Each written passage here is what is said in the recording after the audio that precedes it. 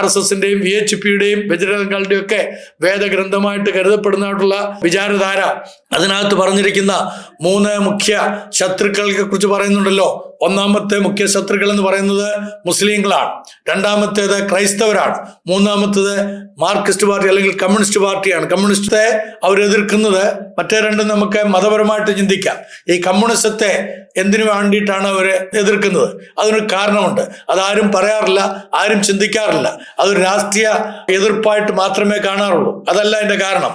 ഈ കമ്മ്യൂണിസത്തിലേക്ക് പോയിരിക്കുന്നത് നല്ല പങ്ക് ആളുകളും അതിനകത്ത് സനാതന ധർമ്മത്തിൽ ഉൾപ്പെടാത്ത ജാതികളാണ്. അതായത് കീഴ്ജാതിക്കാരാണ്, ചണ്ടാളന്മാരാണ്. ഇവിടുത്തെ ട്രൈബൽസ്, ദളിത് വിഭാഗത്തിൽപ്പെട്ട ആളുകൾ, അതേപോലെ നമ്മുടെ കേരളത്തിൽ പറയുകയാണെങ്കിൽ ഈഴവ സമുദായം മുതൽ താഴെയോട്ടുള്ള ജനങ്ങളാണ്.